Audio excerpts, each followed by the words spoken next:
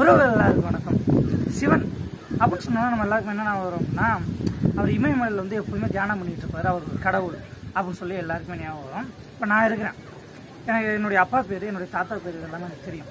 அதே மாதிரி சிவனுக்கும் அப்பா, தாத்தா, பாட்டன், பூட்டன் அப்படிலாம் இருப்பாங்கல்ல. அப்படிங்கிற ஒரு டவுட்டு எனக்கு மட்டும் இல்லை, உங்களுக்கும் இல்லை. இதிகாசங்களில் சிவனோட வாழ்ந்த தேவர்களே அந்த டவுட்டை வந்து சிவன்கிட்ட கேட்டிருக்காங்க. ஸோ அதை பற்றி தான் இன்னைக்கு வந்து சொல்ல போகிறேன். சிவன் எப்போதுமே வந்துட்டு வழக்கம் போல் இமயமலையில் வந்து தியானம் பண்ணிட்டு இருப்பாரு. பார்வதி வந்து சிவனை பார்க்குறாங்க. சிவன் மேலே வந்து காதல் வயப்படுறாங்க. போய் முதல்ல அப்ரோச் பண்ணுறாங்க. பட் சிவன் வந்து முழிக்கவே இல்லை, கண்ணை திறக்கவே இல்லை. அவர் எப்போதும் தியானத்தில் அப்படியே உறைஞ்சிட்டு இருக்காங்க. கடைசியில் என்ன பண்ணுறாங்க அப்படின்னா, பார்வதி வந்து தியானம் பண்ணுறாங்க. அதாவது சிவனை நோக்கி தவம் செய்கிறாங்க. கடைசியாக வந்துட்டு சிவனை என்ன பண்ணுறாங்க அப்படின்னா, வரம் கொடுத்துட்றாங்க. இந்த மாதிரி நான் அவனை வந்து மேரேஜ் பண்ணிக்கிறேன் அப்படின்னு. பார்வதி யார் அப்படின்னா, பர்வதராஜனுடைய மகள். பர்வதராஜன் ஒரு அரசன், சரிங்களா? அப்புறம் போய் பர்வதராஜன்ட்டே போய் கேட்குறாங்க. கொஞ்சம் பிரச்சனைலாம் நடந்து கடைசியாக வந்து ஒத்துக்கிட்டாரு.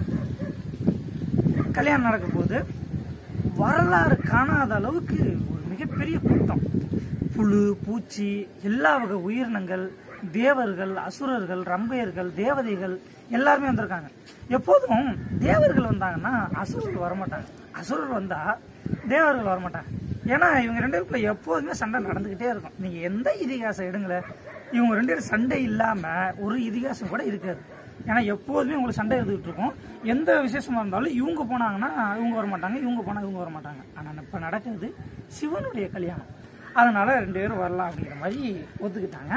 அது மட்டும் இல்லாமல் பேய், பிசாசு, நம்ம ஊரில் சொல்லுவாங்க கொல்லிவாய் பிசாசு, இந்த மாதிரி பேய்கள் வரைக்கும் எல்லாருமே வந்திருக்கு. அவ்வளவு கூட்டங்கள். சரி, கல்யாணம் வந்து நடக்க போகுது. ஒரு ராஜ குடும்பத்தில் ரொம்ப முக்கியமானது என்ன அப்படின்னா, அவங்களுடைய தலைமுறையை சொல்லி தான் கல்யாணம் வந்து முதல்ல நடத்துவாங்க. இப்போ நம்ம வீட்டில் அடிக்கிற பத்திரிக்கையே பார்த்தீங்க அப்படின்னா, இன்னார் வழி பேத்தியும் இன்னார் வழி மகனும் அப்படின்னு சொல்லி தான் பத்திரிக்கை அடிப்பாங்க. அந்த மாதிரி கல்யாணம் நடக்கிறதுக்கு முன்னாடி ஒரு 1/4 மணி நேரம் ஃபுல்லாக பார்வதியுடைய தலைமுறையை பற்றி ஃபுல்லாக சொல்கிறாங்க. நெக்ஸ்ட்டு சிவன் சைட்லேருந்து அவர் சைட்லேருந்து சொல்லி ஆகணும். மொத்த பேரும் ஆர்வம் பார்த்துக்கிட்டு இருக்கிறாங்க. சரி, என்ன சொல்லுவார் அப்படின்னா, சிவன் அப்படியே அமைதியாகவே இருக்குது, ஒரு வார்த்தை கூட பேசலை, அமைதியாகவே இருக்குது. சரி, எல்லாரும் பார்த்துக்கிட்டு இருக்காங்க. சொல்லி பருவராஜன் போய், மருமகனா இந்த மாதிரி உங்களுடைய தலைமுறையை நீங்கள் சொல்லுங்கள் அப்படின்னு சொன்னால், அப்பவும் சிவன் வந்து எதுவுமே பதில் சொல்லலை. அப்படியே தூரத்தில் ஒரு இடத்துல பார்த்துக்கிட்டு அப்படியே குருன்னு அப்படியே பார்த்துக்கிட்டே மட்டும் இருக்கிறாரு. ரொம்ப நேரமே எதுவுமே சொல்லலை. சிவன் பக்கத்துலேருந்து போய் பேசுறதுக்கு அவருடைய தலைமுறை யாருன்னு தெரியாது, பேசுறதுக்கும் ஆளுங்க. சிவனோட எப்போதும் கூடவே இருக்கிற பூதகணங்கள் மட்டும்தான் வந்திருக்கு. அதில் ஒரு 4 பூதங்கள் எந்திரிச்சு போய், அதுக்கு மனித பாஷையும் தெரியாது, ஞாம் ஞாம் ஞாம் ஞாம்னு என்னமோ வளரிக்கிட்டு இருக்கு. பார்க்குறவங்களுக்குலாம் ஒரு மாதிரி அருவருப்பாக ஏதோ குடிச்சிட்டு வளர்ற மாதிரி தான் தெரியுது. அது என்ன சொல்லுதுன்னு உங்களுக்கும் புரியலை. மறுபடியும் போய் பர்வதராஜன் என்ன சொல்கிறார் அப்படின்னா, உங்களுடைய தலைமுறையை நீங்களே சொல்லுங்கள், விவாகம் நடக்கிறதுக்கு டைம் ஆகி போச்சு சொல்லுங்கள் அப்படின்னு சொன்னால், சிவன் அப்போ எதுவுமே பதில் சொல்லலை.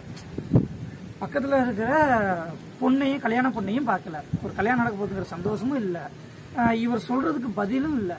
பர்வதராஜனுக்கு உண்மையிலே வந்து ரொம்ப டென்ஷன் ஆக ஆரம்பிச்சிருச்சு.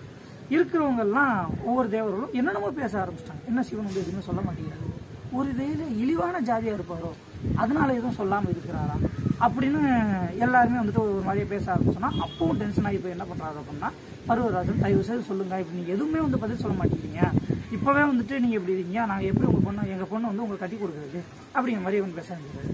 ஒரு கட்டத்துக்கு மேலே பிரச்சனை பெருசாகிற மாதிரி இருக்கும்போது நம்ம நாரதர் என்ன பண்ணுறாருன்னா, அவர் ஓட்ட வீணை எடுத்து டொங்கியும் டொங்கியும் டொங்கியும் தட்டிக்கிட்டே இருக்காரு.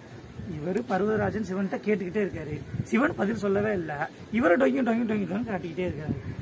ஒரு கட்டத்துக்கு மேலே பர்வதராஜனால கோவம் தாங்க முடியல. விறுவிறுன்னு வந்து இவர்கிட்ட வந்துட்டு கேட்குறாரு, ஏங்க உங்களுக்கு நல்லா இருக்குதா, இவர் வேற பதில் சொல்ல மாட்டேங்கிறாரு, நாங்கள் எல்லாருமே டென்ஷனில் இருக்கோம், நீங்கள் வேற அந்த வீணியை போட்டு டொங்கியும் டொங்கியும் தட்டிக்கிட்டே இருக்கலன்னு சொல்லலை.